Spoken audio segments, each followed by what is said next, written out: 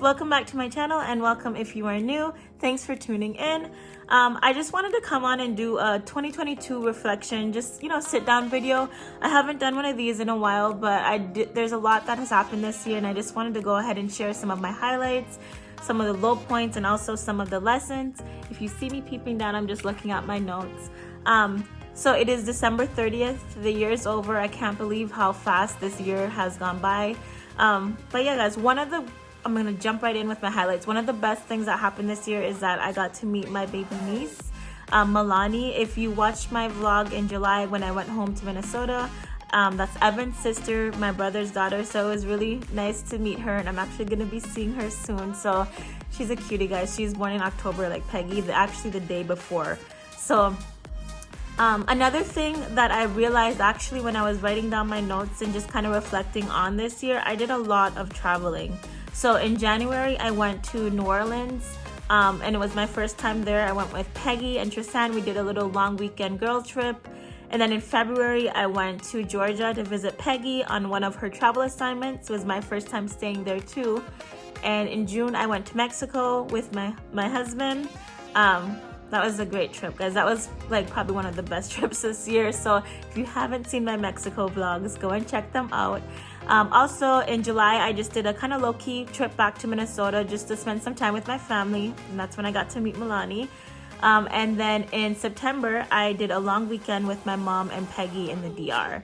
And that was a great trip too, guys. That one was really interesting because it was unique to see like all the differences, but at the same time all the similarities between the DR and Jamaica, both being a Caribbean island. So, and also they I'm not gonna lie, their coffee, I never thought I would find, and I don't know why it's like so shocking, but the coffee was amazing. I bought some coffee to bring back, and it's still like I don't want it to end because it's so good.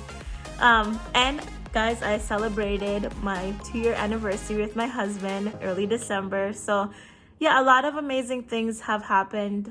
I've done smaller trips to like visit my dad in Fort Myers, or and just a lot of different activities this year as well. But those were some of the main highlights. Some of the things that were kind of a struggle this year is honestly getting my mental health in check and physical health. And back to one highlight, because I mentioned the physical health, I started kickboxing. I've never joined like a group gym or a group type workout set thing. So I started kickboxing in April, and on and off I've been kind of not as consistent as I'd want to be because of some of issues that have happened, which I'll discuss. But that's a highlight for me. It's kind of hard to learn habits, I realized, as an adult. So learning to like work out and be consistent with working out is something that I've been challenging myself to do, and I'm happy to say that for the month of November and December, I've gone every week for at least 2 to 3 times a day. But yeah, one of the things though that led me there this year is just kind of struggling to maintain, and keep healthy mental health status, and also just like physical, trying not to get so negative and take things so personal. I'm still struggling with this, guys, but it is something I think that hit me pretty hard this year, just realizing that I can be pretty critical, and also just kind of learning how to take things not so personal with work and with relationships. And so yeah, guys, and mostly with like kind of really with work, it's kind of hard. The job that I do is a little bit, it's mentally demanding. So it was a struggle to kind of get that in order. But I feel like I've been on the right track, and I'm continuing in the right track. Also in September, after I got back from the DR, I got very sick, very congested. I had a lot of like sinus infection symptoms. I've been to an ENT. I've gotten a CT scan done of my sinus, and it's weird because everything is like normal, but the doctor's thinking I might have allergies, so I might have to do a round of allergy testing. But that was kind of horrible. I've never been sick for longer than like a week, so I was like congested and having like a sore throat, and I went to the urgent care twice within September and October, within the space of 2 months. So that was kind of hard. I racked up a lot of medical bills just trying to figure out, and honestly I don't know exactly what was going on, but towards the end of October I've started to clear up, and didn't have like the cough or nasal drips. So I'm thankful for that, but that was rough. I've never been sick for longer than a week, and now I honestly have a lot of empathy for people who have any type of chronic illness. Even though mine, wasn't really painful, it's hard to, be struggling to breathe and coughing and feeling tired. And I don't know if it was a residual effect from having COVID. I had COVID earlier this year, but I don't know. I'm just so thankful that it's cleared up and I'm not having those constant symptoms. And I'm just grateful for that. Another, and I think this is like one of my biggest disappointments this year, and it's a personal thing, but I really fell off with my financial goals. I overspent. But then, looking back at it, most of my money went on like the trips, and I don't regret it. So this year I did a lot of traveling. I spent a lot of money on that. And, personal, I bought some stuff. I had some splurges. So I don't know. I mean, I didn't hit my goals, so I put it as a bad, but at the same time, I don't really feel like I blew like my money or wasted it. So yeah, but I'm very motivated for 2023 to get back on track and to set some short-term and long-term goals. And I kind of like that type of stuff. So I'm excited about it. And some of the lessons I've learned this year, and I think I've always known, but again, like with being sick for so long and struggling with being optimistic, and I've learned and I know for a fact that like your health is wealth, physical and mental health. You have to prioritize it, and you need to set routines that will benefit your mental health and also your physical health. So going to the gym, or for me, I had to join kickboxing. I needed that routine. I needed that obligation. I needed to have to show up somewhere and have people hold me accountable, because I was just not getting motivated enough to just go to the gym or even go take walks on my own.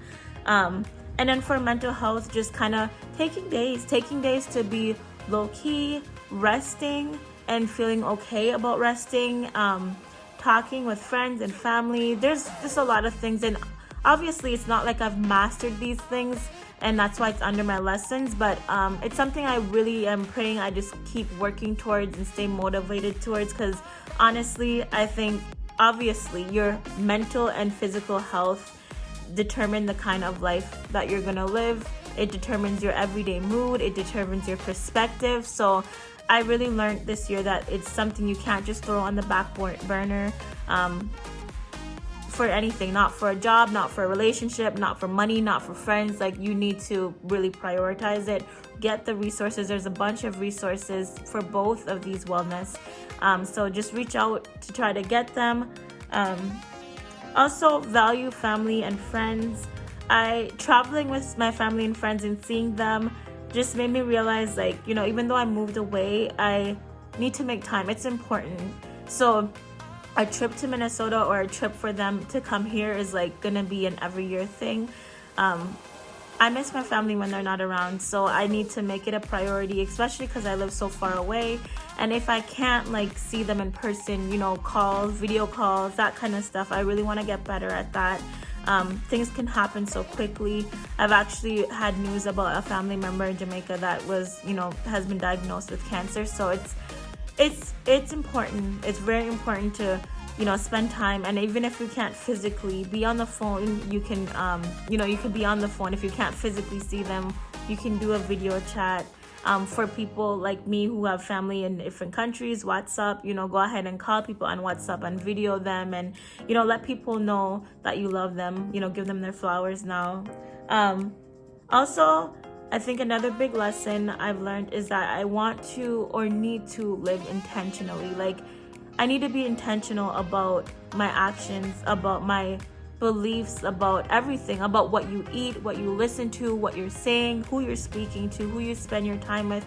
It's very important. And it's not to say like you won't have fluff time or like lazy days, but I think that for the most part, I realize that days go by and you need to be intentional about what you want in life, and then intentional about the steps that you're going to take to get there in every realm, financially, mentally, physically, spiritually, in my relationships. So that's a big lesson that I've learned. And I'm still working on all these things, but yeah, I want to live a more intentional life. And with that, gratitude for, struggling with like being critical or feeling kind of depressed or having anxiety. One of the biggest things that I've learned, and honestly, this is, my mom. Shout out to my mom on this one. And I've always known, but like gratitude really presents you.